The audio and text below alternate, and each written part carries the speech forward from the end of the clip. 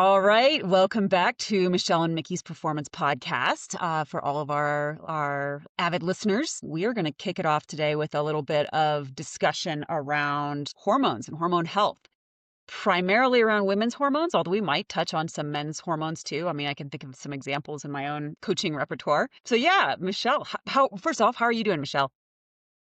I'm hanging in there. Hanging in there, yeah. And this conversation, Mickey, and just so for people, those who are listening, like commonly Mickey and I get on and we talk for like a half an hour before, and then we're like, oh, we should hit record, and a Yeah. lot of times those conversations, so Mickey's, how old are you, Mickey? 43? 44? 46. No, 46. Oh 46. gosh. Yeah. Okay. You're older than I thought. Like maybe when I met you, I don't know. Okay. So Mickey's 46. I'm 51. And a lot of times we're talking about hormones, right? And like, what is your hormone status? And like, what are you doing about your hormones? And this is a conversation that like when she and I are both very interested in, and we're having sort of behind closed doors, if you will, or just like not out in the open. And we're sort of thinking that maybe we should talk about this stuff out in the open. So that's what we decided we're going to do today. And then we definitely want to preface this with like, we're not doctors. We are, coaches, and we're reasonably educated, but we're not doctors. And so what we're not doing here is offering like medical advice. And I probably should have looked up some sort of like disclaimer or waiver or whatever, but like consider this my disclaimer or waiver. We're not offering you medical advice, but what we are going to offer you today is like our experience, what we've learned, what we've been through. And then we may share some experiences as well with like of athletes that we have worked with, or like the ones that have shared with us, like different things. And so for those of you who are not interested in like perimenopausal hormone stuff, you could just shut this off now. Like this probably isn't for you. But if you're a woman between say like, let's say 35, I feel like before 35, for me, before even 40, I was not interested in any of this stuff. And I knew that there were women talking about it, and I was just like, I don't care. So if that's you, it's fine. Turn it off. If you've already been through menopause and you're like, I already dealt with all that shit. I don't have to deal with it again. Fine. Turn this off. But if you're between like 35 and 53, probably, I'm going to guess 54, in that range, you may find this really interesting. And like, listen, we want to hear your experience too. So like, if you write to us and tell us what, like, if anything we said, you're like, oh, I totally relate to that, or that wasn't my experience at all, like Yeah. happy Yeah. to Yeah, hear I will your say, input. So even if you're, within you are postmenopausal, but you're in the earlier stages, right? So, there are some stuff. And so sometimes like, because this isn't, well, there's a lot of, it's talked about, but the details are confusing and you get conflicting information sometimes. And so there might be things that we talk about or discuss that you resonate with. And so and again, we're not going to provide any, like, oh, you should do this, you should do that. But we might talk about like what has worked, what I have read about, what we've read about, right, in our own quest for knowledge here that may prompt you to want to go and talk to your primary care provider, your gynecologist, right, to discuss some of these things. Because, yeah, it's multifaceted, right? There's tons of different symptoms and there's tons of different ways to go about trying to solve what the symptoms are, right? Ultimately, we can't solve menopause or perimenopause, right? Like it will happen just like death. So, I mean, maybe there's, okay, okay, let's not put menopause and death like. well, there are two things that are certain, right? Like, unless you unfortunately, and if you are unfortunate and pass away before menopause, right, then you will not have that experience. But it's not like if you do certain things, you can delay it or you can solve it or you can somehow, fix it, right? Like it will happen. And unfortunately, I know people want to claim that death won't happen. But it is certain in life. Like we will all die. Um, yeah, it's not the same. I guess that is kind of a bad or a negative corollary Yeah, to like draw, we're but it's not certainty. saying that like menopause and death are like, No. like that they're the same thing or even should be in the same category. But I do think that there are ways, because there are women that like sail through this transition into menopause and like really have like very few symptoms. Like those women are out there, which is fascinating, right? This is like, if you're one of those, oh my God, like tell us more. Like I want to know how it is that you Well, it's manage genetics. so well. But like maybe there's some lifestyle things. Like I really don't know the answer to that. But I do know that like some women have a way harder time with it than others, and some doctors definitely do not how do you say, like, let's say if they don't understand, they don't want to deal with it. And like specifically primary care doctors is what I'm talking about Right. here. So All like right. you're probably better off, and this is just from like my personal experience and my experience in talking with athletes who are in their like 40s and 50s, that pretty much universally, we've all had to go to OBs to get this Mhm. dealt with appropriately because the PCP will just like, they have other things to deal with. And their stance is sort of like, yeah, you're getting old, like deal with it kind of thing. Like they're Right. afraid of, I Right. think they're like afraid to prescribe hormones, and they're, I don't Yeah. know, like Yeah. they're not your best resources. So Yeah. Absolutely OBs. agree. Yeah. Yeah. Yeah. So the So where do you want to start? yeah, well, one so I already commented, like, if you're postmenopausal in the earlier stages, this might still be an interesting conversation.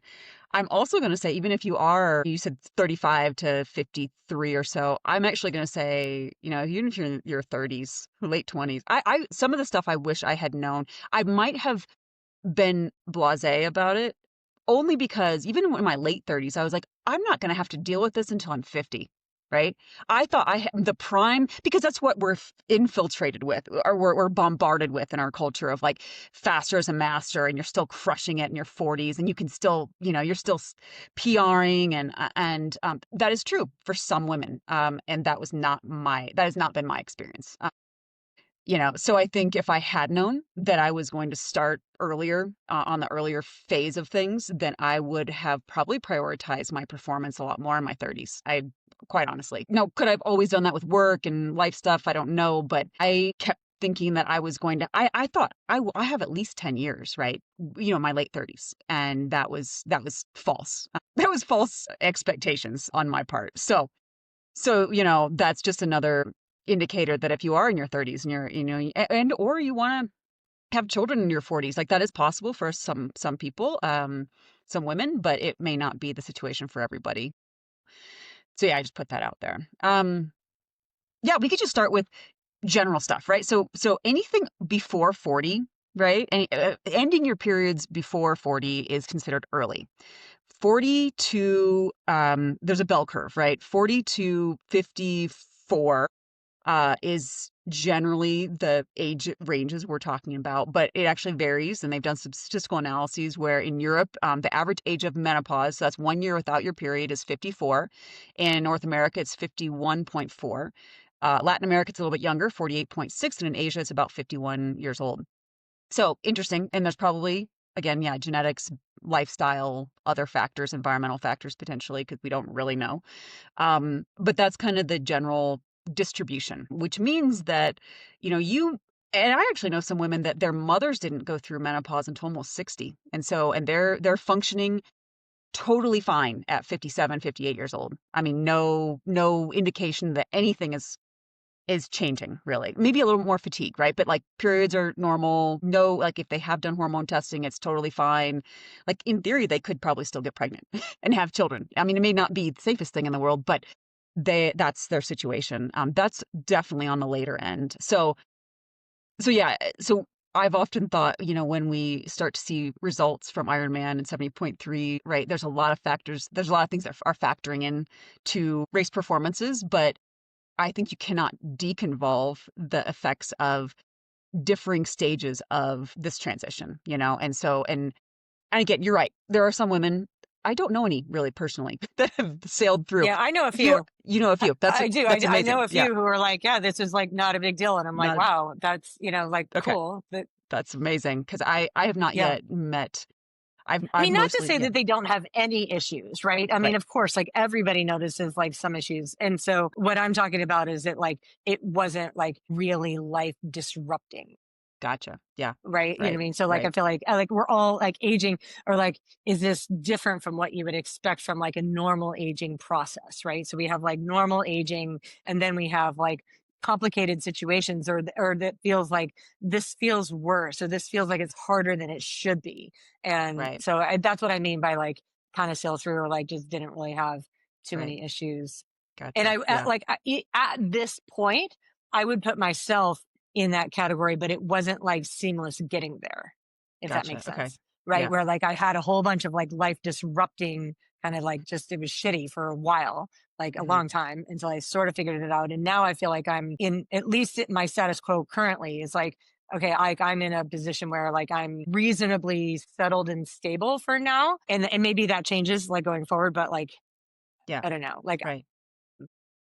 Yeah, yeah. And so just, I mean, for the listeners out there, I'm happy to share I'm still cycling. I'm in the I would put myself in the later stages of perimenopause, but not yet menopausal. And I think from your knowledge, right? I know yeah, you're not postmenopausal, right? So you're still in this.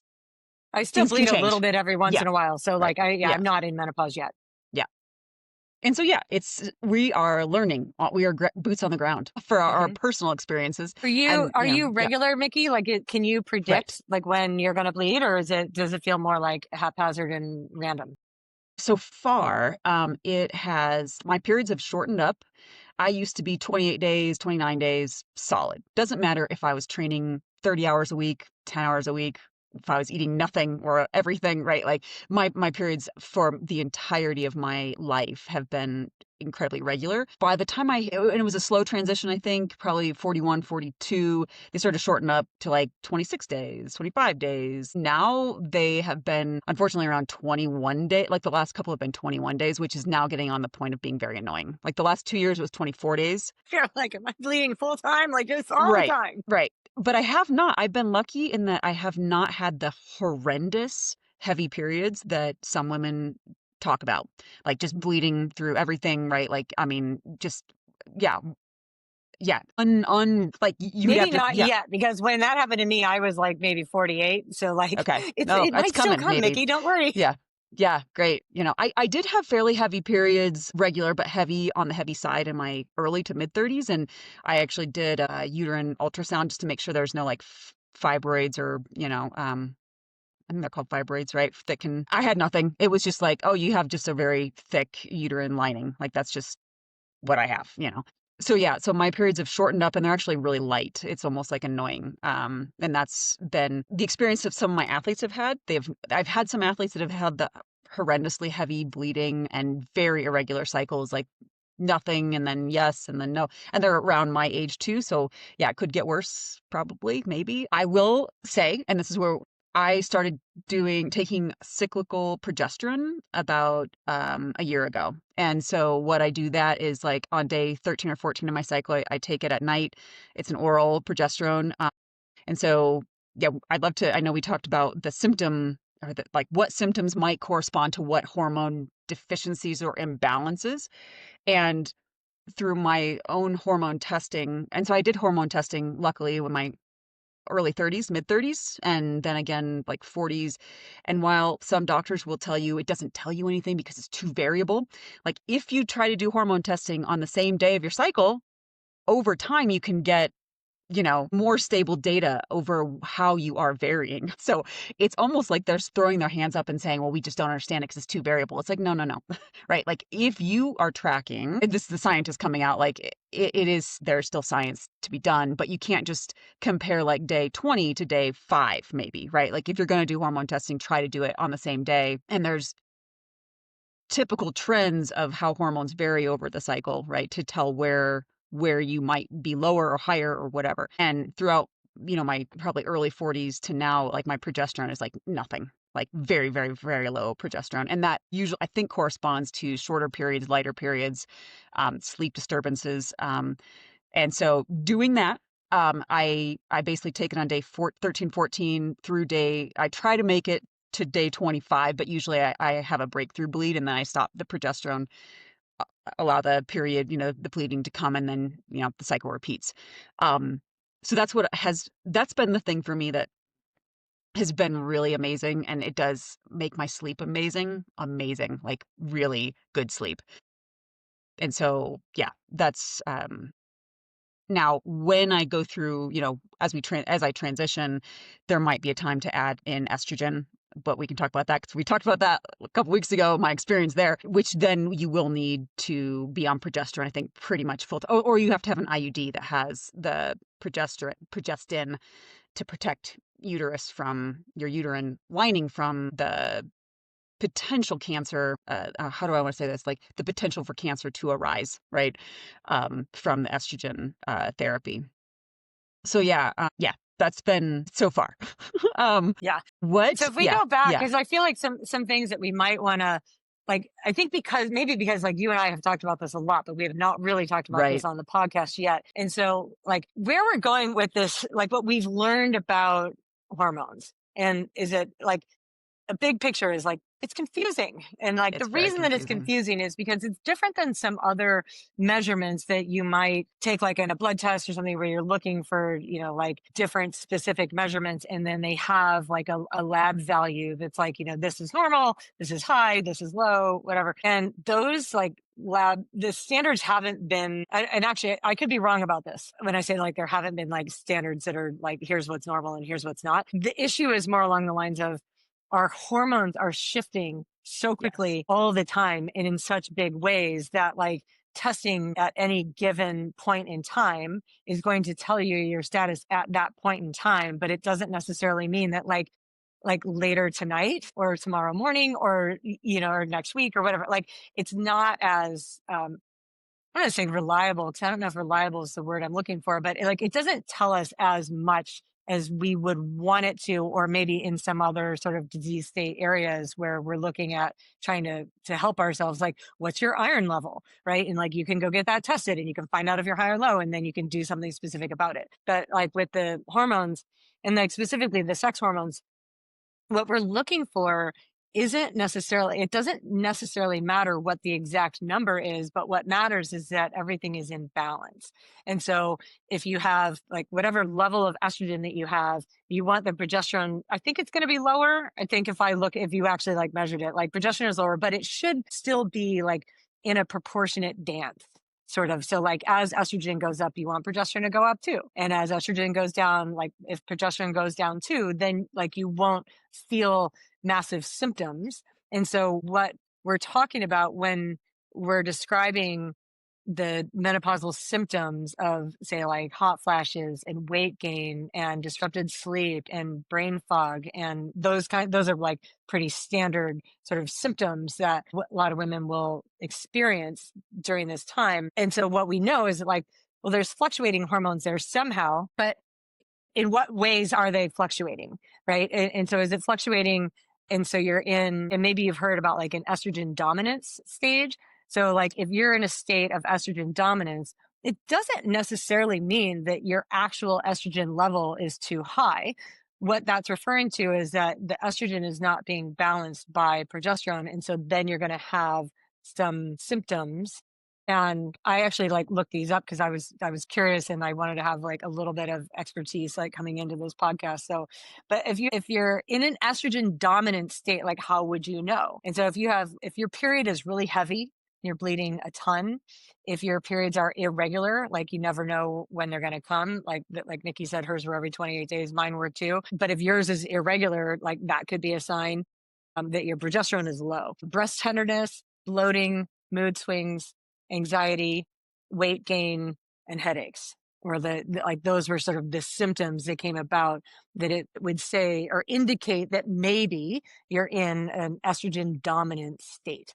And I think that's like reasonably common. Like a lot of women experience that. And so like what Nikki was saying is that she then went and supplemented with progesterone. The thing is too, what you need to know is that, and this is why like talk to your doctor, and we're not doctors, but the general rule is with progesterone is that you're only taking that in the back half of your cycle. Like you're not taking it in the first 14 days. I don't actually know why that is. Mickey, do you know why like we only do progesterone? So I know that like in a normal cycling woman, right? Like if everything's fine, that hormones are on the lower level. Both estrogen and progesterone are on the lower side in the first half of your cycle. And then in the middle, so then you ovulate. And then in the back half of your cycle, in theory or ideally, both estrogen and progesterone would go up in that case. So if you don't have enough progesterone, so maybe then symptoms are worse for a woman in estrogen dominance in the back half of the cycle. Don't quote me Yeah. on that. I'm not sure. But like, tell me what you know about like why you would not supplement with progesterone in the first half of your cycle, like if you think you're in like an estrogen dominant state and that's something you want to try. Well, so the doctor that had prescribed that actually said I could. There's no reason why you can't take it Well, if you want to have your breakthrough bleed, then you would go off of it for 5 days or 4 days or whatever. But in theory, like if your sleep disruption, he told me if my sleep disruptions were so bad that I just wanted to continue to take it, that there was no side effect to doing that at this point. Now, there might be, right, there's other, and like if you're trying to get pregnant, then that's a whole nother ballgame. And actually, there are situations where it can be used to enhance the possibility of contraception via more like in women that have low progesterone and that are struggling to get pregnant, because I guess when you have really low progesterone as well, there's higher chances of miscarriage and all that sort of stuff. So, and I don't know a whole lot about that way of supplementing for that purpose. But from my understanding, and you're right, I should have looked up the curve of estrogen, progesterone, cycle. I feel like I had it memorized, right? But overall, right, that the first 14 days fairly low, and then you ovulate, and then I think both go up. I think progesterone has there's a different curve, right, of progesterone and estrogen. And so I think the recommendation to take it in the back half is just to mimic the natural cycle. And that's really Mhm. the only reason. But I think for some women that are really having some estrogen dominance symptoms beyond you know, the sleep disturbances, and I would say my sleep disturbances actually are pretty mild in comparison to some of the athletes that I work with who it's a real struggle. So, but I still will take it because it's been amazing, right? To have that little extra sleep aid. Because before that, I was taking a lot of melatonin, and I'm like, this is probably not healthy to take this much melatonin on a daily basis. So yeah, I can't answer specifically, but I also know that some doctors will say it's fine to take it. It's fine to take it all the time. If you want to have the breakthrough breed, then you would stop taking it. Because some women's, I guess, that if you so when you have your bleed, then your hormone levels drop again. And so I guess if you're not getting that, well, there's a couple different signs, right? You could be entering into menopause. And I think that would probably mean your estrogen's also very, very low. So yeah, but that's what I know so far of Well, and I yeah, have to here, like on, like in the research that I did, where it's like, what are the symptoms of high progesterone? So, like, I think it's not as common. Like, it wouldn't be as common to be in this scenario unless you were supplementing, right? But like, if you are supplementing, and then you might find that you're in a high progesterone state, and the symptoms of that, the common symptoms would be drowsiness, right? So you're saying makes me sleep better. So like, if you need to sleep, great. But like, if you find yourself, yeah, like you're trying, you think you're in estrogen dominance, and so you're supplementing with progesterone to see if that helps to make you feel better. If you end up feeling excess drowsiness, dizziness,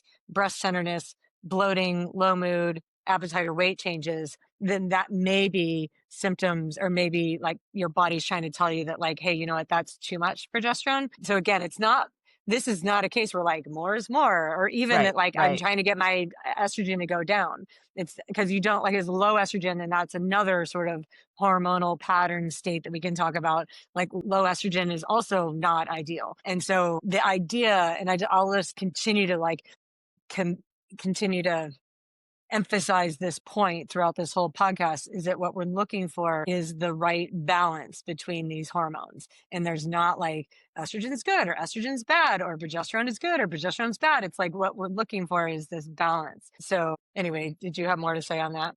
No, I did just look up the cycle of for a normal cycle of what's standard, right? And everyone is different. They're actually, when you ovulate, the estrogen does spike fairly high. It may even be higher than progesterone. And then after, on the back half of your cycle, progesterone. So the estrogen spikes and then comes back down pretty quickly, and then progesterone remains fairly high-ish. Actually, it doesn't even look like it peaks until maybe like day 21 or 22. So there is again, variable. And this is the reason why a lot of doctors are like, oh, we don't need to test because it's so variable. But again, if you're always testing on the same day, of course you're going to vary because you're not the same person over 5, 10 years, whatever. But, being able to compare to what should be more, the standards can give you some insight, I think, into, where you might be at. And then I also want to mention, did you ever do the Dutch test for any of No, or, yeah, okay. That's I interesting know too. about the Dutch test, but I never actually had it done. Yeah, I did a Dutch test too when I was in my late 30s. And it was actually, I, Tell people what the Dutch test so is.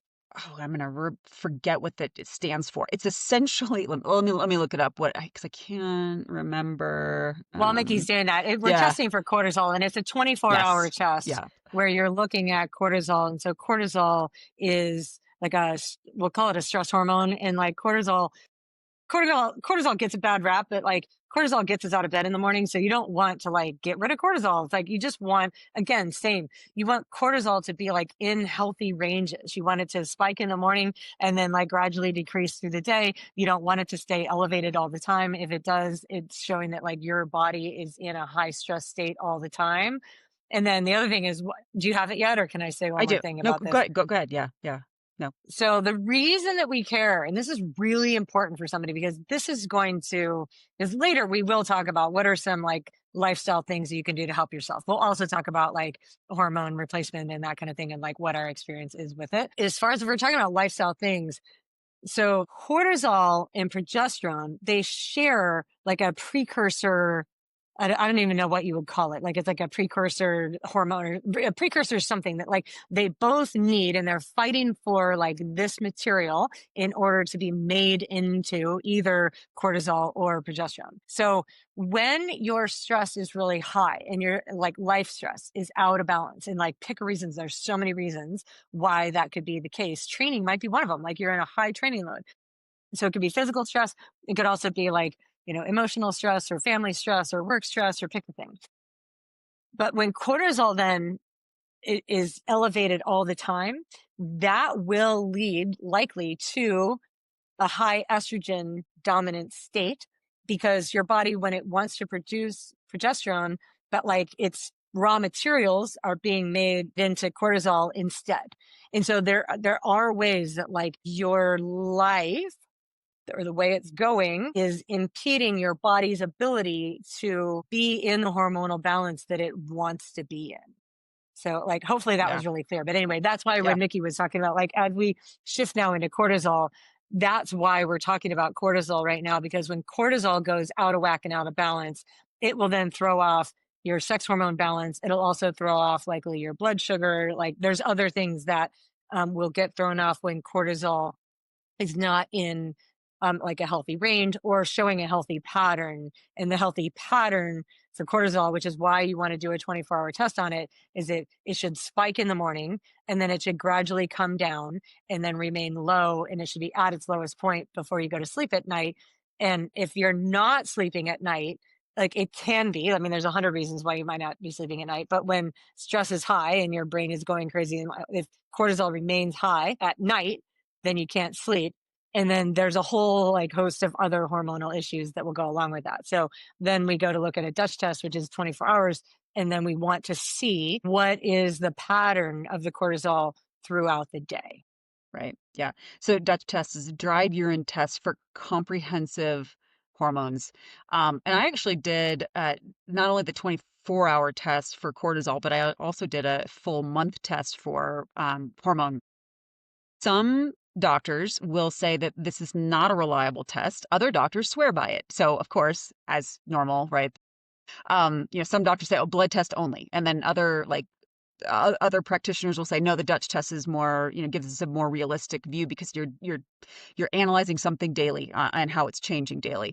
So I did this because I was working with a nutritionist that thought for sure I had high cortisol because I was training so much, and my cortisol was totally normal. And at the time, my hormone levels were all totally normal, so it wasn't actually that helpful. I guess it was helpful to know that like that was not the reason I was having weight gain and fatigue. It could have been that this hormone type of test was not as sensitive as if I had done a blood test to see what my progesterone was at the time. Maybe that would have shown something. Yeah. So, and there's a bunch of different, I'm looking at the website now, they've changed it quite a bit. You used to just be able to order a test and they would have a practitioner interpret it for you and give you some guidance. And now it looks like you might have to order through a practitioner, but it's essentially, a urine test. If you are having signs, so while the sex hormones, some doctors will say this is not their standard for hormone testing. Almost every practitioner and doctor would say that this is the test to get an understanding of your cortisol level. So if you are having cortisol issues you think you might be, then doing a 24-hour test like the Dutch test is this I don't want to say gold standard, but it's what most people are going to say is going to have the most reliable results because it's, again, 24 hours and cortisol varies 24 hours. So yeah, that's the Dutch test. And I probably, I don't know if I want to do it again. So, so I love testing because I think it gives us a look under under the hood, but I don't know if it would be totally useful at this stage. It's going to be like, yeah, your hormones are not normal. So Yeah. I could tell you that by how I feel. Right. I think that's the thing. Like you can kind of look at a lot of these symptoms and be like, oh, is this so we've talked a lot about like hormones being out of balance or estrogen being high or cortisol being high and what are the symptoms of what we feel about that. What changes over time, and like this is going to happen to all women, is that at some point your hormone levels start to drop. And like that's where perimenopause and menopause comes in. And like essentially, I'm dumbing this down, but like that's what's happening is that like your estrogen starts dropping, your progesterone starts dropping when you're like the symptoms if you're in a low estrogen state. And like, so this is just maybe is interesting to you because like at some point, maybe you want to, this is where like hormone replacement therapy might be warranted if you're experiencing these things and then you're like, okay, I'm going to go talk to my doctor about that. So symptoms of low estrogen, hot flashes, night sweats, vaginal dryness, painful sex, low mood, brain fog, bone loss, joint pain, thinning skin. And if you think about like those are like symptoms that we just sort of associate with aging. Right. Like, and for the longest time, we've associated a lot of that with just like normal aging. The reason that our bodies are aging that way is because our estrogen levels are dropping. Right. So if you're experiencing those things, and I would say I had hot flashes and night sweats, not so much the rest of it, but hot flashes. So for me personally, just so you guys know, like where I'm at, the hot flashes that I was having were at the point where I thought like, this is disrupting my life. Right. Like I would wake up 12 times. I would have like 12 hot flashes a night where I would just be waking up constantly. And I got to the point because then for a while, then it's like, okay, well, how do I deal with that? Like there were times where I would get really mad because like I like my sleep and I want to sleep. And so then like I'd wake up in the middle of the night and be mad because I was having a hot flash and I was awake. And then I was like, okay, maybe I'm going to use my mindset tools, right? I'm going to use the tools that I know of like mindset and breathing and like see if I can investigate. So I decided this is my, I'm going to get curious about my hot flashes. Like I'll get curious. And so I like just really pay attention. These are things you learn in meditation. And by the way, it sounds like I'm making fun of this and like in a way I sort of am in this case, but like that whole getting curious about body symptoms has been something that has been really good for me in other areas. I would just say like in this area, it did not cure my hot flashes, but I would be like, okay, like, let me just pay attention. Like, where's that coming from? What does it feel like? And the thing that I found really interesting in my like curiosity about my nighttime hot flashes, a pattern that I recognize and realize is that I would actually wake up probably 20 seconds before the hot flash would actually come. Interesting. So when I was waking up, it was not being hot that woke me up.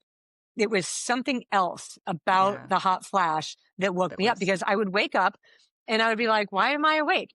And then like within 20 seconds or so, maybe 15, I would feel just like this overwhelming flush through my whole body. My whole body would get really hot. And then I would be like, let me just lay here and just pay attention to that feeling. Like, oh, that's interesting. And I'm like really trying to not get mad. The benefit of not getting mad, by the way, and being curious and doing it the way I did it was that I was able then to fall asleep again really quickly. Right. But then like an hour later, I would wake up and then my whole body would flush and flash and I'd be really hot and kick off the covers. And then I would not get mad and I'd fall back asleep. And so even me not getting mad about it, like I was waking up so often. And the daytime ones, like I still had them, but I'd say like they didn't bother me like quite as much. But that was the thing. And I did have night sweats sometimes too. Like there were times where I would wake up and my sheets would just be wet, really gross. And so that was the thing that sent me to actually like make an appointment with my doctor. I was like, and this was just, it wasn't too long ago. So like, just so people know, like, I think it was in like June of this year is when I went in and, but interesting. So I'll share the whole story just so that, like, just don't bother with your GP. So I called, I just kind of thought that by now, like, this is really obvious and easy, right? Like I've had some friends that have said like they tried hormone replacement therapy, and like it was life changing. They said it was really great. They appreciated how it made him feel. And so asked your doctor about it. So I just went through my normal GP. And I mean, I'm not kidding, Nikki. He quoted the Women's Health Initiative study, like from 2000 or whatever, and told me that he was uncomfortable providing hormones for women and that I needed to talk to my OB about that. And like, okay, so like that's fine. I wish I would have known that ahead of time, because then I wouldn't have wasted 2 weeks like waiting for an appointment with him before I could even then make an appointment with the OB and then wait another 2 weeks, so like what that all that really did was extend the amount of time until I could get like decent care. But I knew about the Women's Health Initiative. Like I knew how and why that study had been debunked. And we're not going to go into all that today, because there's other podcasts that have like done a really good job about that. But I did find it interesting. And it's interesting in like human psychology to know that like, here's a doctor. And so there was like something that you heard about hormone replacement therapy 25 years ago. And it was the first thing you heard. And then that has determined your stance on it for decades going forward, So when like much of that has been debunked. And there are people that know more that have studied it more recently and going like, I think like you're wrong about that. Anyway, so when I went to see my OB, she was amazing and she fully understood, and did not need me. I didn't have to go in there and like rationalize a whole bunch and like, let me tell you like, and because I was basically like, look, I don't know if like hormone replacement therapy is right for me. I've had some friends that have tried it and said that it was great for them. I knew I was sort of afraid of it because I hated birth control pills so mhm. much. Yeah, Like I same. was on birth control at times in my 20s and 30s, and I absolutely hated the way that it made me feel. Like I was an emotional wreck. Mhm. I didn't like it. And so in my mind, I equated like birth control hormones with hormone Right, and it's replacement not. hormones. I And did it the made same. me think like, that I don't want to do that because I hated birth control pills so much. But I brought that up with my OB and she was like, no, it's like not the same at all. It's so much less of a dose. Like it's just a really minuscule dose of estrogen that we're going to give you. And basically in her mind, there was really like no harm, no foul in trying it. She goes, you can try. And then like, if you don't like it, then you can stop and it shouldn't be an issue.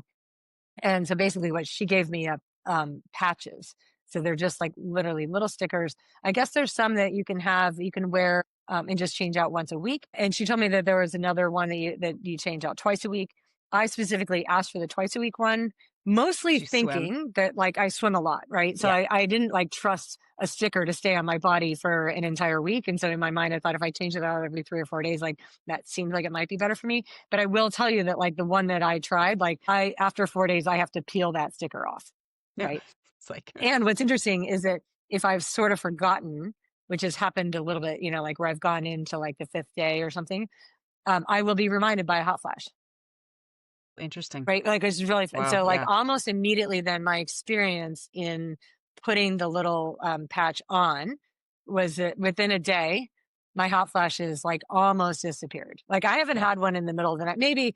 Maybe like once or twice a week, I'll get one in the middle of the night.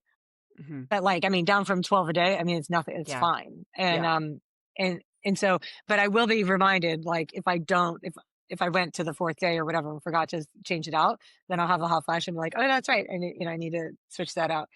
So yeah, so I've only been on it, what is it? It's end of September. So I guess I'm going on my like fourth month of, being on replacement estrogen, and I would not trade it, right? Like, so for me, like this was a really good thing. I feel like I'm pretty happy. I'm pretty regulated. I'm pretty like, but then the other thing that I will share, just so you know, is that because we talked about the estrogen progesterone balance before. So I think I'm like it was probably 2.5 years ago now. And Mickey said how like she didn't have like this issue with like tons and tons of bleeding. I did. And I know a lot of other people have. And so if you find yourself in this category, like this part will make your ears pop up or there was a time that I went through, and I just remember that it was definitely in May because it was right around Mother's Day, because I remember my family like wanting to take me out to dinner for Mother's Day. And I was like so scared to go out because I was bleeding, like level of bleeding that I was experiencing made me literally not want to leave the house. It was like Wow. golf ball sized clots. Like I couldn't, there was like no tampon that was going to cover it. There was no period or no pad that was going to cover it. Mm. Horrible. Yeah. In my bathroom, I'm like, is somebody being murdered in my I was so bad. I Yeah. was just never experienced anything like it.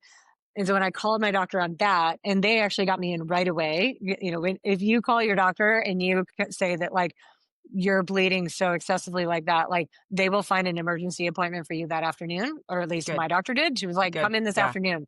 But that also like completely freaked me out because they were going to do like a biopsy to see if I had uterine cancer.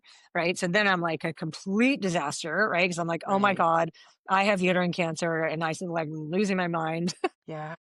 But I went in and I had like a uterine biopsy done, and like thankfully like that came out negative. Interestingly, what she found. So then you go like, well, then what was it? Like, I literally have no idea, and I don't know like why this happens, but I'm going to share my story in case like it's happening to you too, so you know like you're not alone. Like our bodies just do wacky things sometimes when hormones go out of whack. But apparently my uterus, like she measured my uterus, and like this is a woman that it was the same doctor that gave me an IUD after my daughter was born. So I used an IUD for birth control for a long period of time after my daughter was born, and I loved it. Like the IUD was magic for me. Like I thought it was really good. I mean, it wasn't. I definitely had like swings, and we could talk about all of that. But like it lowered the amount of bleeding I had every month, which I like just appreciated till no end. And so there were some of the mood swing things I would be like, I'll take that, I'll trade that for like the heavy bleeding, because the heavy bleeding was like just not good in so many ways. So anyway, this woman had, I guess she had like a measurement of my uterus, like how big it was. And when she compared that, when I was having like this massive, because it wasn't fibroids, like I thought it was fibroids, but it wasn't fibroids. It was just something like my uterus expanded to like 3 times its normal size. It was almost like I was pregnant, like giant uterus. Wow. Like, what? Yeah, I had no idea. Um, and so maybe that, I don't know if like that's why there was so much blood or what, but like she then suggested that I try um to put the IUD, to give myself a new IUD. So like I didn't need it at that time for birth control, but she's like, well, we wouldn't be using it for birth control. We'd be using it to like control Right. bleeding and for like Yeah. the other benefits that you have. Um, I was like, I was open to trying it because it had worked before. And she put the IUD in, and I shit you not, within 3 days, like I felt like I'm regulated, everything is fine, like this is a miracle. And like I just went through all of that heavy bleeding thinking I had cancer, and like all this, like I was such a mess for several weeks. And then she literally like put that little IUD in, and like poof, everything was fine. And then she told me, she said, you might just, because like these hormones are going to be good for like 5 or 7 years. And I think at the time I was like 48, maybe I just turned 49. I think I just turned 49. And she said, this may just take you straight through menopause, and you may not even know, because like when your bleeding Right. is so low, right? Like she goes, you might go through and actually like end up in menopause while while you have this Right. IUD, and you won't even know. I'm like, that's great. I'm Yeah. happy, that perfect. Like I will not complain about that. But I will say that like I notice a little bit of spotting randomly still, all the, I want to say all the time, but commonly enough, that tells me that like I'm at Yeah. least a Yeah. year away. Like last week I was Right. spotting. So Right. like I'm at least a year away from actually being in menopause. And so when my doctor put me on the HRT, for me personally, it's only estrogen in this patch, because she was saying the IUD is providing the progesterone that you want to balance it out. And the reason you're balancing that out is because like we reminded you in the beginning, you want your hormones in balance, but also it's protective against uterine cancer. I Yeah. think it's uterine cancer. I don't know. It's Yeah. protective against Yeah. some kind of cancer. But interestingly, my doctor, my OB, she was like very pro HRT. Probably not for everyone. I mean, I'm sure that there would be like, here are stances where like it's not right for you. But like in my case, and in counseling me, because like I said, I just have questions. I want to talk to somebody who knows about this stuff. So like, tell me what your thoughts are. She had no problem prescribing it. And she really felt like there were not for someone like me, not very many downsides. She said that like potentially a risk of stroke would be a potential thing, but then she said that risk is lower with the patch versus like Mhm. an oral estrogen. So that's why she went with the patch instead of like the oral estrogen. And then, but she talked about how it would be protective for like a lot of other things, for like, your bone mineral density. And she said that there's like ongoing studies about like neuroprotective. So it's Oh, like yeah. estrogen protecting your brain. Yep. And she said they're still studying this. She goes, my gut feeling is that when that data comes out, it's going to indicate that there's neuroprotective properties of like being on HRT.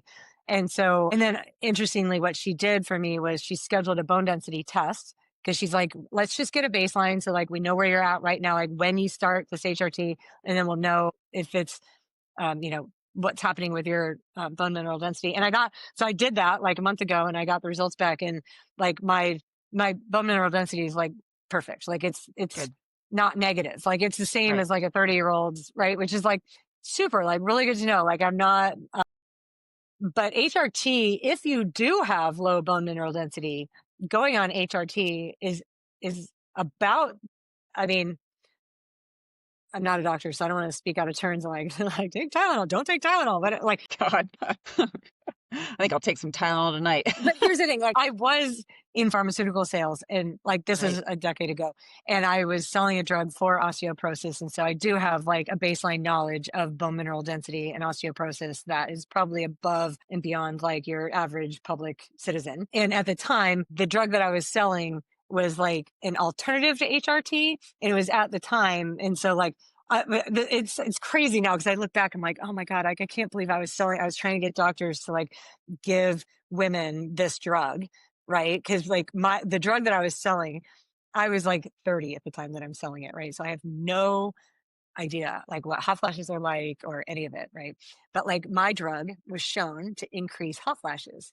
And like I'm telling the doctors, like it's minor, doc. Like don't, you know what I mean? Like you still choose this because of like the benefits to the bone, and you can just like, like help your patients understand that like it's no big deal and it's worth it to have the hot flashes because for the bone mineral density, blah blah blah. But one of the drugs we were competing directly against was HRT.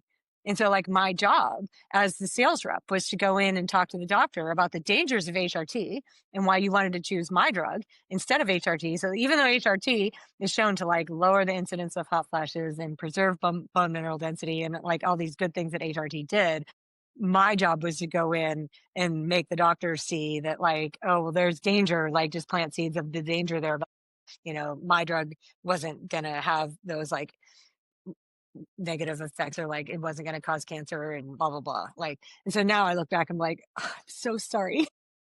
I didn't Uh, know. I'm apologizing, I made a mistake. But like, so HRT at the time, like I knew that the data on preserving bone mineral density for HRT was better than the data that the drug I was trying to promote, right? So like HRT really does a good job of preserving bone mineral density, and it reduces hot flashes and night sweats and blah, blah, blah. So that's been my experience. But then now we'll counter that because Mickey, you had an experience too, well, right? So like, let's well, share, yeah. let's Well, share the well, whole I, story. I wanted to just comment on your comment about like what when your doctor, the first doctor you saw, your general, and the Women's Health Initiative, right, which really damaged hormone replacement therapy, hormones. I think it gave it an entire and again, there's a whole podcast that would talk about this. They're more informed than Michelle and I, but just even my own mother, right, growing up, it was like hormones are bad. And I have an athlete right now that is postmenopausal. And when I asked her about what she was doing for bone mineral density and, or if she was postmenopausal, all this stuff, and she went through fair on the earlier side. But her comment to me was like, oh, no, hormones are bad. And it was shocking to me that she's not that much older than I am, but the amount of what that has done to our society, our culture I mean, hormones are literally what make us like it gives us our vitality and our I mean, if you want to get down to the details, like it gives us our performance edge, right? It gives us our cognitive edge. It gives us, yeah, not even just talking about reproductive, whether that's important to you or not, right? But it literally determines everything in life. And so yeah. And of course, not being a doctor, but being a scientist, like I'm very open to it. And that's been my stance for a long, long time, is like, let's actually look at the data. Let's assess risks, because if there are risks, then we have to weigh them against the benefits, so yeah, I just have to, and it's just it's shocking to me that a doctor would tell you that, right? Like, but maybe not, because in my mind, not all doctors are scientists, right? They have they get into what they want to do, and that's where they stay. They're not interested in learning more or different or seeing things different. So yeah. Some, So yeah, some.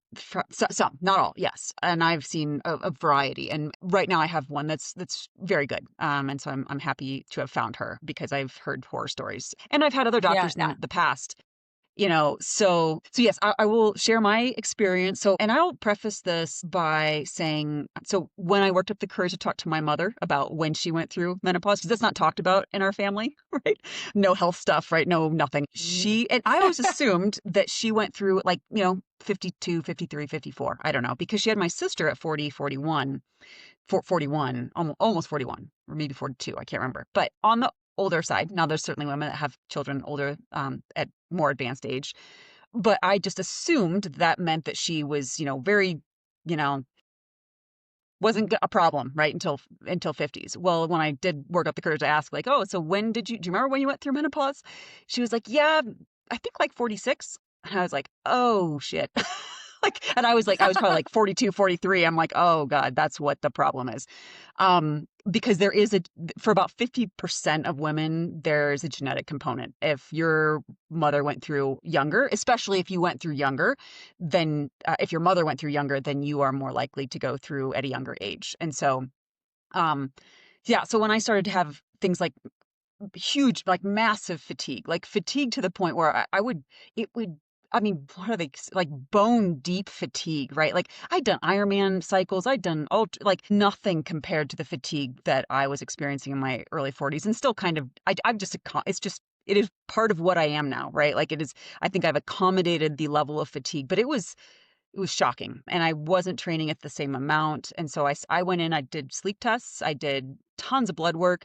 At the time, the doctor I was seeing did not recommend any hormone testing because it wasn't that, right? It was just cortisol. I think I don't even think I did a Dutch test. Maybe I did a blood test for cortisol. It was normal. It was totally normal. And weight gain, extreme weight gain. No real changes in period though early on, but huge fatigue. Then my cycle started to shorten up, I'm trying to think of all the other. My side effects have not been the standard of like when you go and you talk about like, oh, you're having hot flashes. And like, no, I've actually never I had a hot flash. I think I had night sweats when I was finishing my PhD, which we've talked about. I'm sure I had a high cortisol when I was finishing my PhD, a ton of stress in my late 20s. But I don't have the night sweats, the hot flashes yet. Although asking my mother, she did not either. And so there might be so yeah, again, about 75%. It's very common to have those side effects.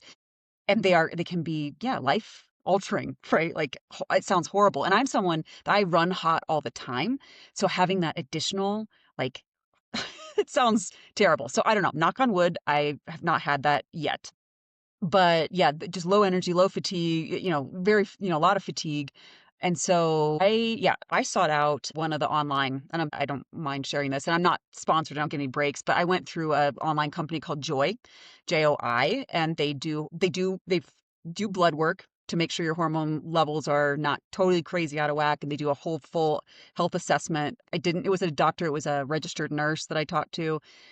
This was this time last year, and that's when I started the progesterone on the back half of my cycle. And full disclosure, they recommended I started on a very low dose of testosterone. And since I was not racing, I decided to try it. Uh, I was on it for about 5 or 6 months, and it was just too expensive, and I wasn't seeing the benefits that were real promised. Like they were like, this is going to revolutionize like your mood and your energy and your muscle mass, and I didn't really see that. And I didn't have any side effects.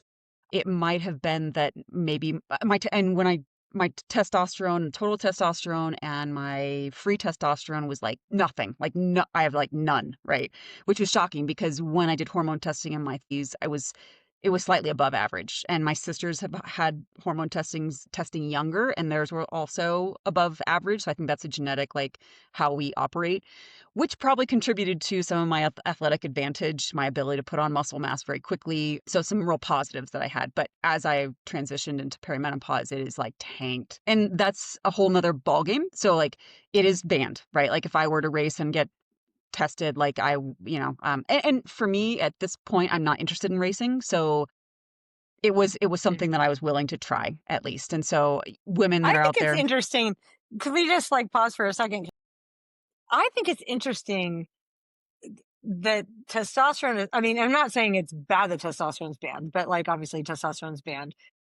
But estrogen isn't. And Right. I don't know that estrogen is necessarily a performance enhancement, right? But like, I mean, if I don't know, and I don't want this to come across as like Michelle was advocating for testosterone to like be not be illegal. Like that's not what I'm saying, but like, but there are benefits to women, right? To Yeah. like go on estrogen that like, and it makes you just feel sort of like more like yourself. So while it's not, I don't think there's necessarily a performance advantage like above and beyond like what you would normally be able to do when you were on estrogen. But I think for sure when estrogen like tanks and is in the gutter, like it's reasonable to expect that your performance would be worse, Yeah. right? Like we're, Yep. like Yep. that your performance is going to go down. And so it's interesting that for women, we're okay with that. But like for men, because it can also happen that like men, your testosterone is in the gutter, right? And so even in the case where like they would go to their doctor, and I think that this is likely happening a lot in the male fields in like, 50 to Mm. 54, 55, 59. Hmm. Like I bet a lot of those guys are on testosterone and justifying it in their own minds that like, well, my testosterone's in the gutter and I'm just like trying to get myself back to baseline. Like I'm not trying to do anything that's like I'm not trying to cheat. I'm not trying to, Right. Right. do anything untoward. Like I just want to feel normal and I want to feel good and I Right. want to feel peppy. And the testosterone when I take it allows me to feel more like I did when I was younger and I like it. And so I'm gonna, it's more like a lifestyle. Right. Like they just feel better when Right. they take it. Of course Yeah. they do. And then a sort of a side effect of that is like, oh, you might perform better too. And like I just think that it's an interesting difference between men and women that way. Because I actually wondered, I'm like, when I put my patch on, and I'm like, I'm pretty sure this would be illegal if it was testosterone, but it's not, it's estrogen. So, Yeah. like, it shouldn't be. Right. But I would also bet that I'm likely, I mean, my performance is still going downhill. Like, my performance is doing, if there's like an age graded thing, so like, how much slower should you get as you get older? Like, I'm doing that. Right. But I Same. would also Same. say that Yeah. like I'm probably doing better with the patch than I would be if I wasn't Yeah. wearing the patch. Right. You Well, know what I mean? And so, this but, is but that's not illegal. So like, I don't right. know. We're not It's here a to like debate about like debate. drugs Well, and illegal drugs, but fascinating, right? it is fascinating, and it's a whole gray area, and I think we've probably talked offline about this.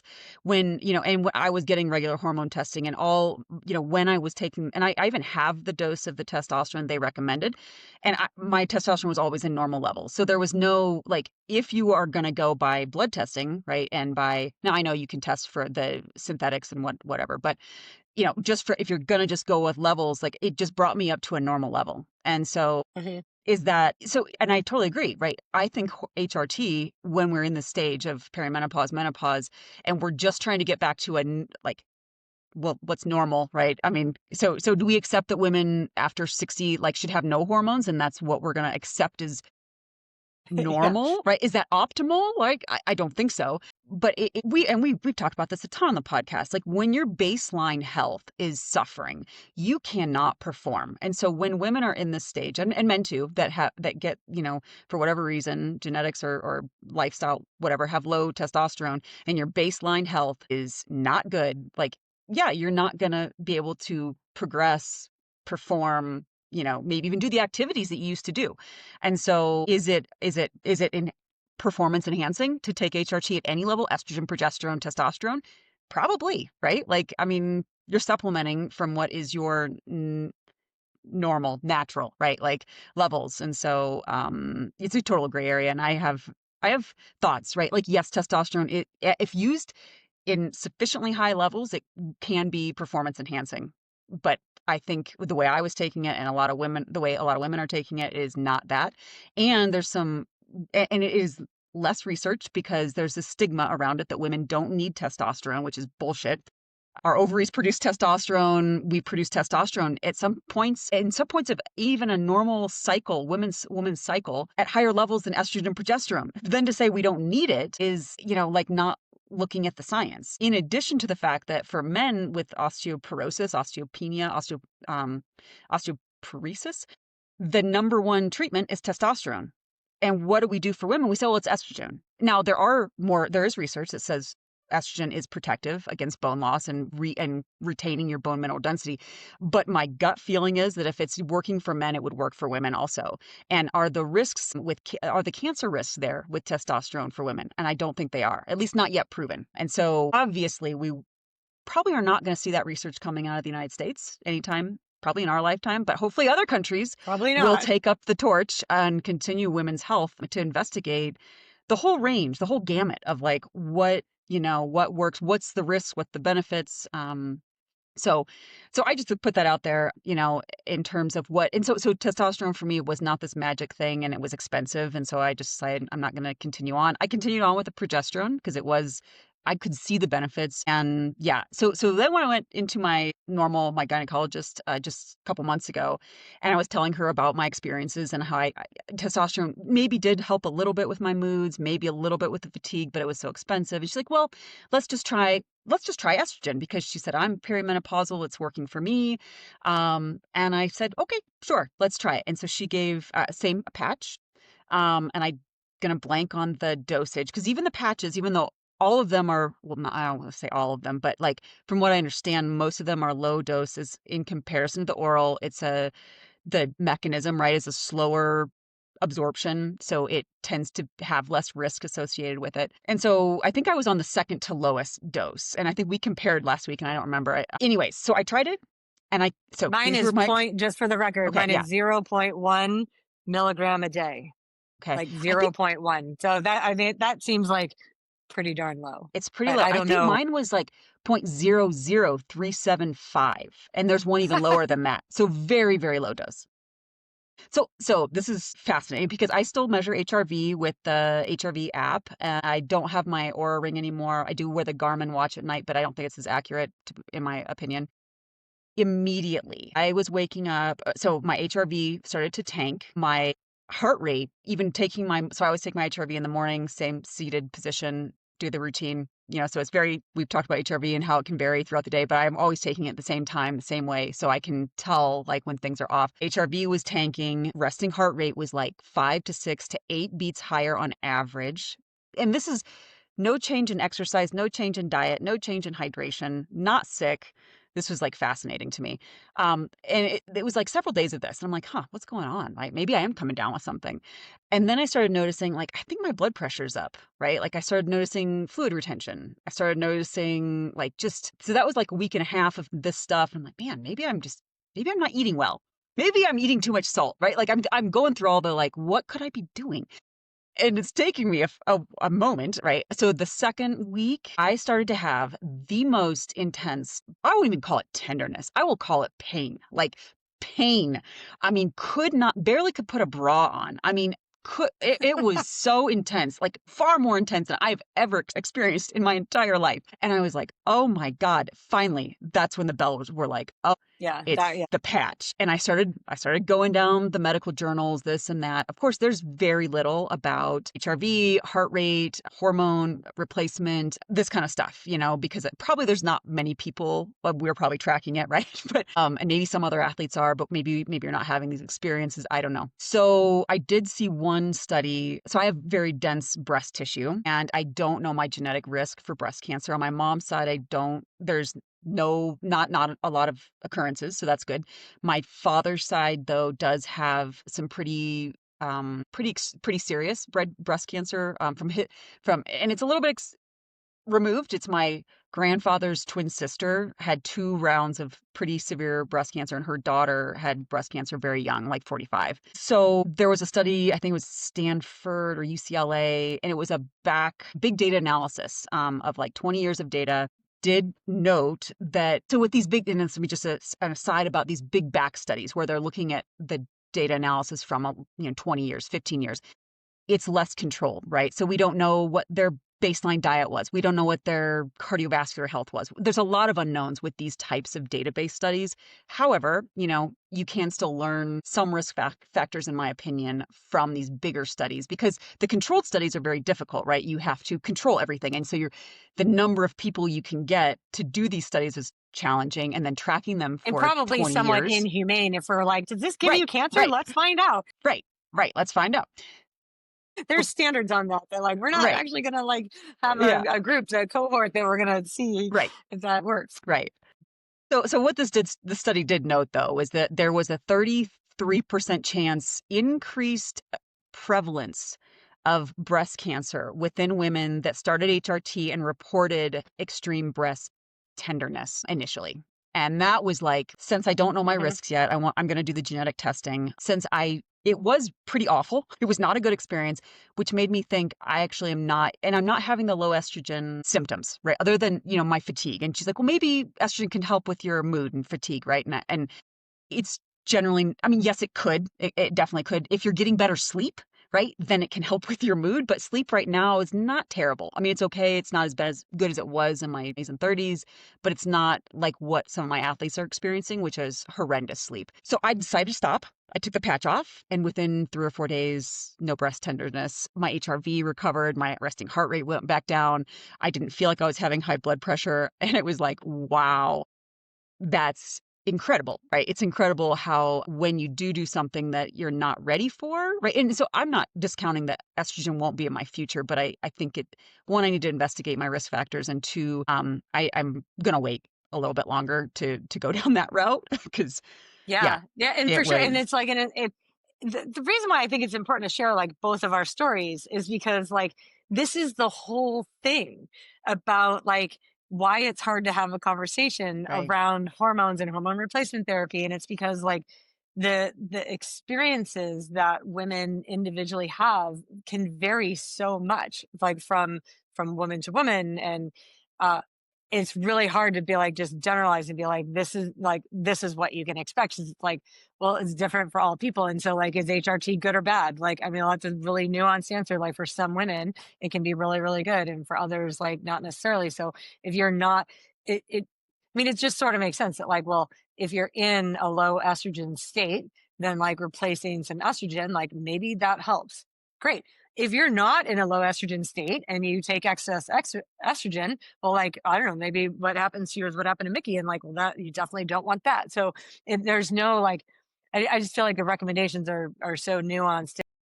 But I also feel like just about every woman that I have had a one-on-one conversation with who is between like at least 45, um, like 45 to 50-ish, like they're all really open and like really happy to talk about this stuff. And like they'll share the story and be like, this is what happened to me. And the amount of times that I've heard from those women that they go to their doctor and their doctor kind of rolls their eyes and is just like, oh, like, but I think it's probably like if you put yourself in the position of the doctor, he's seeing patients all day long, right? And it's just yeah, like, this probably is, it feels like some sort of enigma. Like, I don't know how to fix that. And so, like, let's shift gears a little bit and say, so we talked about sort of hormone replacement therapy and how in some cases it can be great, in some cases it's not.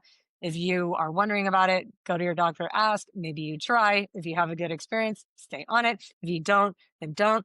But we can also look into sort of like lifestyle factors that, and we'll just touch on this quickly because we've already been going for like yeah. You we might can have talk to, about yeah, this all day. it Maybe we could, need to do that on another. But the thing yeah, is, like, I feel like we can do pretty quickly on the lifestyle factors because they're literally like the same things that we've been talking about for like how to make sure that you're absorbing your training.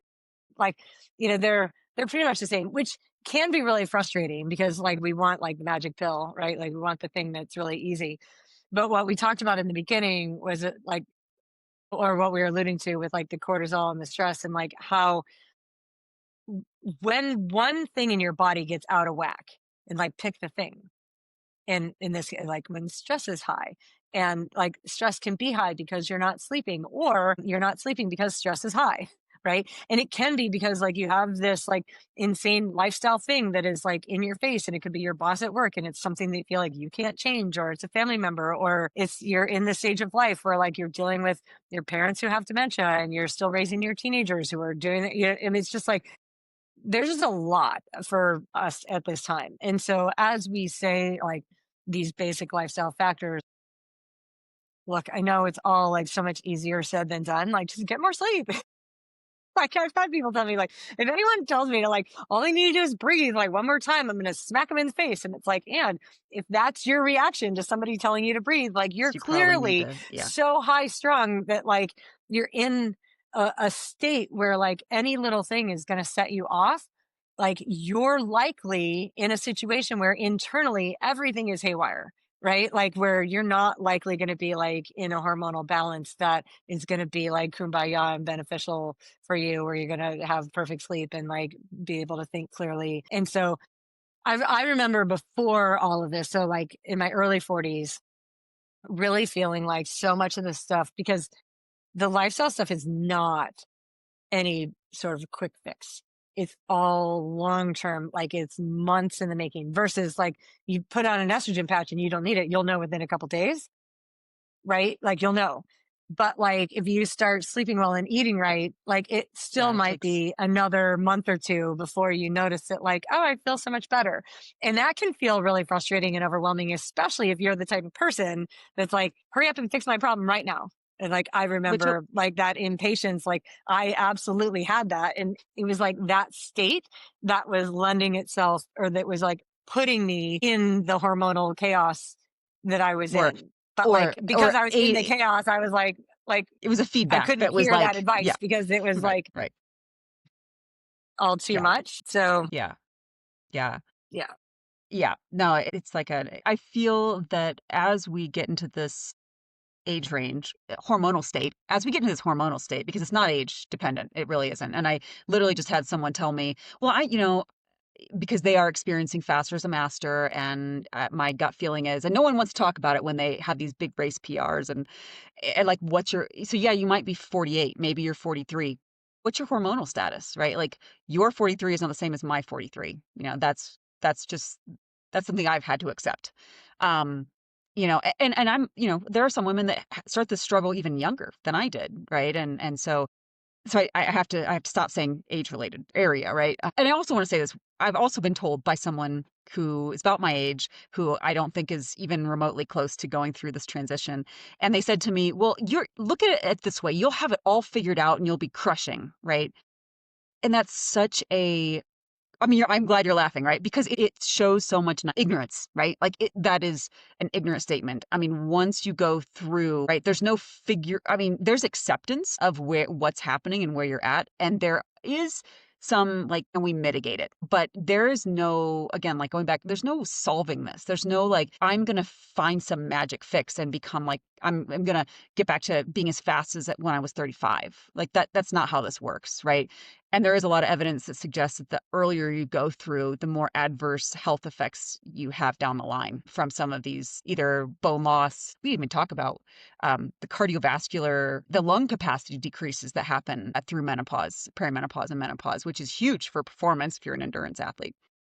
I'm going off again, and we're going back to lifestyle, so I'll go back on that track. But it's like this stage of hormone chaos. It just becomes even more important to double down on baseline health, baseline mental health and physical health, because it's like if your hormones are not working with you, right, and they're becoming suboptimal, right? I hate the optimal, whatever. They are in a state of decline, right? Then it becomes even more important to eat well, to manage your stress levels, to manage your cortisol levels, and like Michelle said, you've said, like, not all experiences are going to be the same. And so you have to become your own doctor in some ways. And I'm not advocating that you actually do that, because there's some people that are doing that. They think they know more than doctors. However, you have to become the scientist, right? At tracking yourself and tracking your moods and your feelings and what you're eating and your energy levels. And so yeah, it is probably very It comes annoying. back to that thing we were talking about before, like awareness, like be aware. Awareness. Um, yeah. So what are your tips for Okay. lifestyle? So I've I have a few. like Okay, top go ahead. 5 things, right? Okay. Like top 5 things that you can do. And number one, I will not say lower your stress, because in a lot of cases that is not possible to do, right? Like a lot of times, like the sources of stress that are coming at us are not within our control. So number one is learn to better manage the stress that is coming at you, right? Like have those lifestyle practices like in place. And it's called a practice because it's a thing that you need to do frequently and a lot, right? So like you, in order to like manage stress well, in theory, you have lots of opportunities to practice. So like there's a benefit. It's probably coming at you all the time. But being aware of like, oh, that's the kind of thing that like triggers me and sends me off. And like, I know that that's stressful for me. And like different things will be like that for different people. But really like getting yourself outside. I mean, the best things that we can do is get outside, exercise with friends, find ways to laugh, dance, like find joy in places. It's amazing the degree to which that can help versus like being by yourself, doom scrolling at 3 a.m. I mean, that's like completely opposite states, right? So like, I just find so easier exercise. So knowing that like hard exercise is going to at least temporarily increase stress. We've done tons of podcasts on that. So you can go, won't reiterate all that right now, but easy exercise outside with friends is literally like one of the best things you can do as far as like managing stress. Of course, we've done like whole podcasts on learning how to breathe, like breathing low and slow and the indicators that that sends to your brain. So, learning to say no. I think there's a lot of women who have learned Yeah. to like that we need to take care of everything. And if I don't do it, who will? And that we like feel this sense of responsibility to take on all the projects and do all the things and like do it all Hmm. right. And I will tell you, if you're somebody who doesn't really know how to say no, or you rarely say no, start practicing that and start with like something that feels easy to say no to and note how empowering it is. Right. When you like stand up for yourself and say, like, I would love to do that fundraiser for that school, but like, I don't have time right now. And I'm sorry that I can't. Maybe next year I'll be in a better place. Maybe you won't. But when you lower your, or when you improve the way that you're managing stress or find ways to lower it, your body will do better at managing its hormones internally. Right. So like what we're trying to do with the learn to manage stress better is like set our bodies up. And this is a core belief that I have that like our bodies are trying all the time to do like what's right in that moment, or like they're trying to heal themselves. They're trying to keep things in balance. And, and I'm sure there's times where it's like, yeah, we didn't have any control over that and something, went wacky with it. But in a lot of cases, your body's really trying. And then our job is to like, how do I create an environment that allows my body to do what it wants to do? And so if your body's still trying to make hormones and it's trying to keep them in balance, but your cortisol is like through the roof. And so therefore it can't make the progesterone, right? Like if you can find a way to like lower the cortisol, then it'll go back to like making the progesterone and putting you back in balance. So keeping that in mind that like, that's what you're trying to do is like create this environment where your body doesn't have to work so hard to keep you in a good hormonal balance. Number two, protect your sleep like it's gold. Like it's just and we've done again a whole podcast on this, but it's like poor sleep's going to throw off like your cortisol, your estrogen, your progesterone, your insulin. Like it just throws Testosterone. everything off. So that's when your body's doing all of its repairs. It's like you want your body to perform well, but then you're like, I'm only going to sleep 3 hours or 4 hours, or you're going to stay up late and watch the Netflix thing. Or like, I realize that a lot of times it doesn't feel like a choice when you're not sleeping well. And I remember that like when I wasn't sleeping well, where I didn't feel like a choice. But I will say that the vast majority of the changes that I've made that have helped me sleep better now have been choices. The choice isn't like in the moment at 11 p.m. That's not when the choice is. The choice is like in the morning, like how are you managing? In the afternoon, how are you managing? In the evening, how are you managing? And if you manage all that properly, then by the time you go to bed, you're able to just like relax and let go and surrender your way into sleep, because that's what your body wants to do. And again, I think we've done a whole podcast on this. The third thing is like appropriate exercise, which is like this whole podcast is about appropriate exercise. So like move your body, not doing too much. There is like a high intense workout, like right before bed is going to impact sleep, but also like overtraining can lead to like wacky hormone status for sure. And that applies to even like if you're not in this perimenopause state, like a 30-year-old can feel the impacts of messed up stress hormones from overtraining. So making sure that your like training routine is appropriate and good. Number four is an interesting one. Balance your blood sugar, I right? Or would making definitely sure put that that up there. Yeah. your Yep. blood sugar is not out of whack. And so what we're looking at there, and I think have we done whole podcasts on this too about like, continuous, we could do one again on it Yeah. because the continuous glucose monitor is an amazing learning tool to help you understand what your Yep. blood sugar is doing. And like, there are certain things you can do to help yourself balance that out. So I won't spend a ton of time on it now, but essentially like trying to avoid eating straight carbohydrate unless you're in a situation where you want straight carbohydrate, right? So that sounds like it's going to be contradictory to like, people probably think Michelle's like totally pro carb. And like, I am, as long as you're like training, Exercising. Yeah, training. exercising. Yep. I'm pro carb, right? But then like outside of that, you want to be really focused a lot more on, quality protein and fat and fiber and those things. So if you can keep your blood sugar more balanced, like that is going to help your body. It's going to like set your body up to um to make the hormones like in the right balance. The last thing it goes right along with that, but it's nourish your body with the right foods, right? So eating a bunch of processed shit is not going to have any sort of positive impact on your body's ability to make hormones in the right ratios. Right. So, like eating food that's reasonably close to the source, and like you're eating like something that used to be alive, like your plants and fruits and vegetables and nuts and like things that what is good for you. Right. And if it comes in a plastic wrapper from the 7-Eleven, it's probably only good for you if you're out riding your bike right now, Yeah. Yeah. and it Yep. can be beneficial in that scenario. But like in the rest of the scenarios, you want, your omega-3 fatty acids, and you want good protein, and you want nutrients and micronutrients that come from like plant materials. So yeah, those are my top 5 things to like help yourself balance your hormones.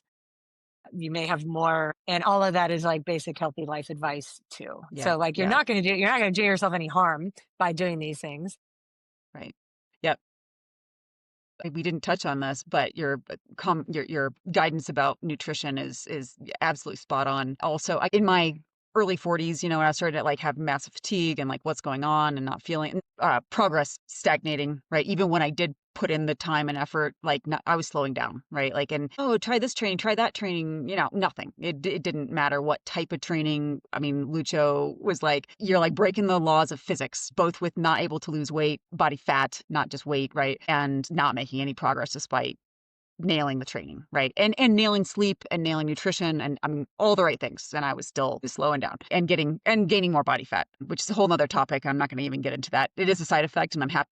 We should do at some point. Maybe we should do a body composition one because I have Yeah. thoughts there. But I always had fantastic cholesterol, great good cholesterol, and relatively low cholesterol, and triglycerides were always totally normal or low, and hit 40 and started to climb, right? Also, my blood A1C, my resting blood, wait, no, there's glucose, and then there's the longer term blood You have glucose fasting monitoring. glucose, and Fasting A1C is like A1C, the the longer term. Yeah. long-term one. Both that and cholesterol so bad cholesterol was climbing, as well as good cholesterol, and so there is a link, and my blood glucose was also rising, and without any change, really. I would say actually doubling down on good diet, and they were still getting worse. And so doctors like, well, you just got to improve your diet, and you got to work out more. Oh, and I was having Yeah. high blood pressure, right, from water Yeah. retention. Yeah. So there is a link between no, of course, I'm probably not yet ready for estrogen replacement, but as your estrogen, how is it?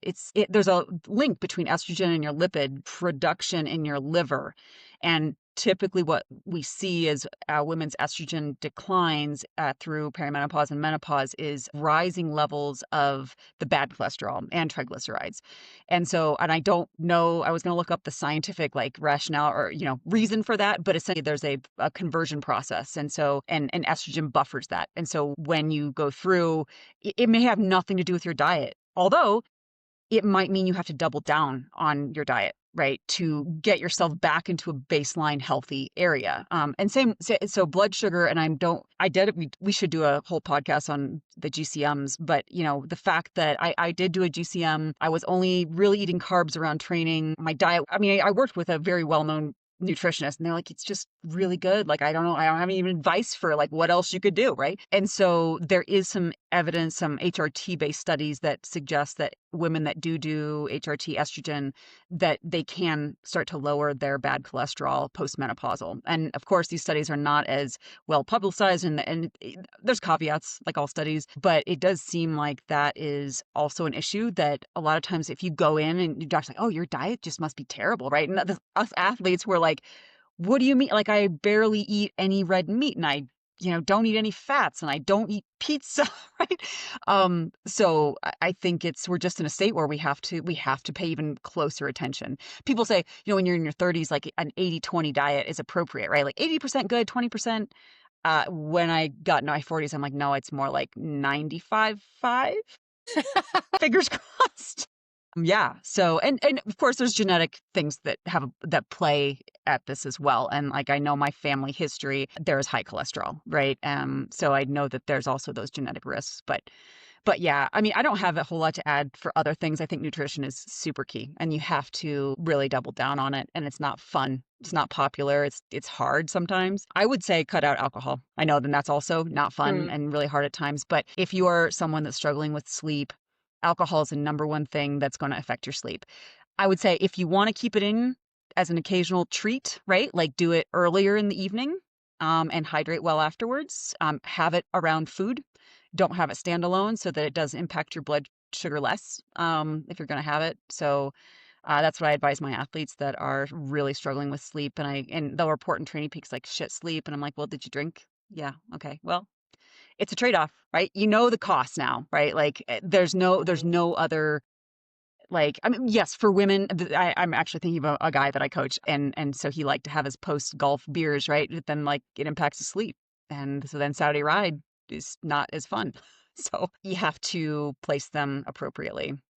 Um, yeah, that's kind of my choice. It's mostly nutrition, you know. Well, I mean, of course, yes, the lowering your stress where you can. Saying no is huge, and I think there's a certain amount of acceptance that has to go along with it. You know, I think I struggled for a long time to accept that's where I was. I wanted to find any other answer, right?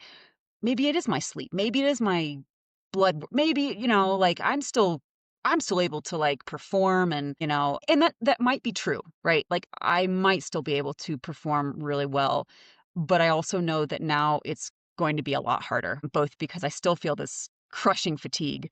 So I don't even know if I could train like I used to train at this point and recover. Probably not. I would say like logically, probably not, even though I still have that like drive, like I could still do it, but but acceptance is the first step, right? To getting where you want to go, right? On the wherever that might be. I guess I'll also say I think it makes sense to me now why a lot of women do step away from a sport they've done for a long time in this age range when they've performed at a very high level, because it's really hard to continue to see your progress decline. And I wasn't even like like an elite at like I was like sort of ish top middle top age group, right? Like it wasn't even that good. You're thinking about the pros, thinking about across any sport, right? It's very difficult, right, to see the decline in your progress. And so the mindset that you have to bring forward to continue on, you have to double down, right? Because you still have the wisdom. You still have the body knowledge Probably and have more wisdom. There's you more have more wisdom. wisdom. Yeah. Right. And so that means that you are, better in many, many ways, but your body is not what it used to be. And so you have to accept that like yeah, your max squat is gonna decrease at some point. And I know this sounds like a Debbie Downer, right? But I mean it's still science, right? We have yet to discover the fountain of youth, right? That literally humans have been searching for generations, right? And I don't know if we will with our current science of backlash in this country. Maybe another country, maybe in Europe, we will find the magic medicine, right? But um, Well, let's end on a positive note because that was a fuck, Mickey. you know, But it's I'm going to yeah. turn this around. I'm going to land this ship because this is what I would say. I do not have the body that I had when I was 30. Like, right? Like, my body is different than it was before, as is my mind. And Mhm. what I would say is, I would not trade my current mind for my previous body, right? Like, the knowledge, the wisdom, the saneness, the clarity, that I have, the knowledge, it's just like it's wisdom is what it comes, right? And I just think it's so rare that you would find a 30-year-old who is that, like, because I think that it takes us going through all of this shit in order to like learn the lessons, right? And if you go through the shit and you learn the lessons and then you apply the lessons and you're trying to figure it out, then at some point you end up with like oh, like, yeah, now I have a solid amount of wisdom. Now what I do wish is that I had my current brain when I was 30. I mean, that would have been Well, amazing, yeah. like if I would That have known what I know now. But I just think it's like not a thing, right? So like younger people have like this body that works really well and their brains are just not as well developed. Okay, fine. And they're figuring it out as they go, and they have all the ability to figure it out as they go because like they have lots of time, and it's okay if they screw it up because like that's how you learn. But yeah, then we get older and it's like, well, our bodies don't work as well, which means we have to be a lot smarter about how we manage ourselves. Yep. Yep. But anyway, I do think Yeah. like even though I'm not as fast as I used to be, and I'm accepting that I will never be as fast as I used to be, I would not trade my current life for my life at 38. Like, like at my fastest, I wouldn't go back to that life. I wasn't happy enough Hmm. Mm-hmm. Yeah. because I might have been that I needed the training, right? Like I needed the training and the racing and the performance, like in order to like feel fulfilled or be happy or whatever. And now it's like, I don't feel like I necessarily need that to be like the person I want to be.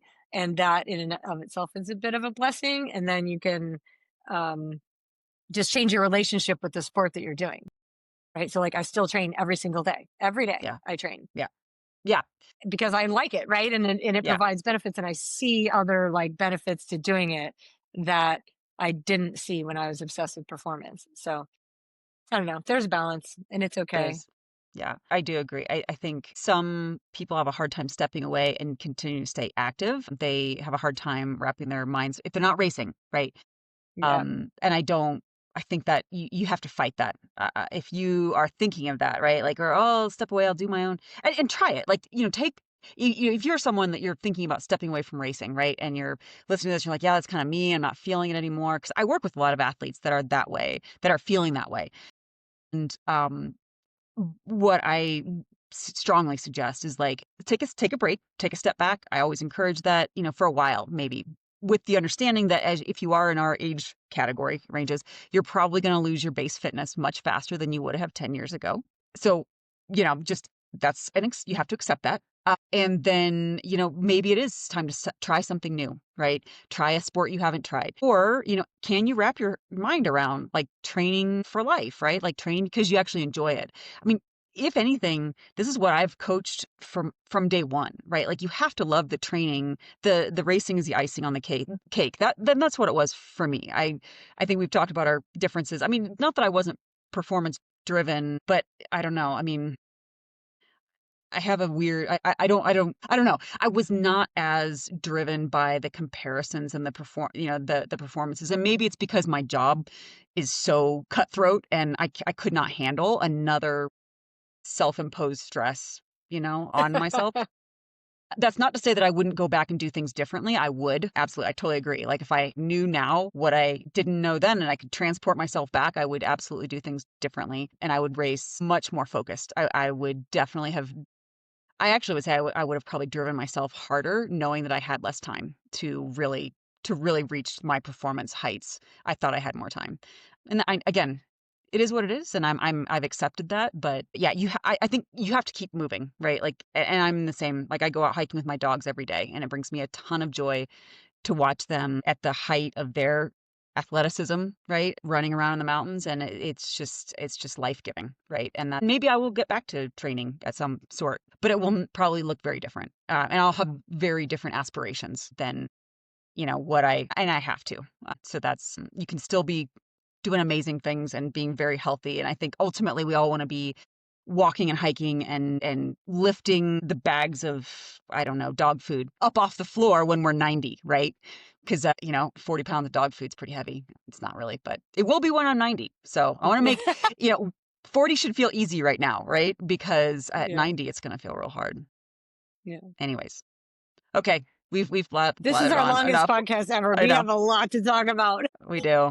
Well, let us know, right? If you have other things to consider, for us to consider that have worked for you, that you've struggled with, whether it's, direct symptoms of perimenopause or menopause, if it's mindset around racing, or, any of that stuff. Cause we've, I'm sure I know I fielded, I mean, that's for most of my athletes that are in this age range. That's what we talk about. It's setting appropriate aspirations, not expectations anymore. And, many of them are having fantastic race seasons and adventures and really enjoying the process of training. But it's not easy. It's not like you can just flip a switch and be like, okay, well, this is the new. Maybe it is for some people. I don't think that, at least not for the athletes that I work No, with. I think most Yeah, people have to go through a a whole struggle. process on that. Well, if we talk again in 2 weeks, it'll be the Tuesday after the Women's World Championship in Kona. So, like, So we'll maybe have to that can do, be we'll do like a takeaways from Kona. yeah, that'll be exciting. Are you going to go over? Yeah. You're I going to don't go. think so. No, I no, still you're not don't going to have go. plans. I've done it in the past, where even like the week before I decided on a whim to go, but like, no, I'm pretty sure I'm going to stay here. I actually think I'll get more out of the race if I stay here, like, Yeah. and watch it Yeah. from home. So I'm likely to stay here and watch it, and we'll do a what did we learn Yeah. from that one. So, Cool. all Well, right, thanks, Michelle. We'll see everyone later. yeah, take care.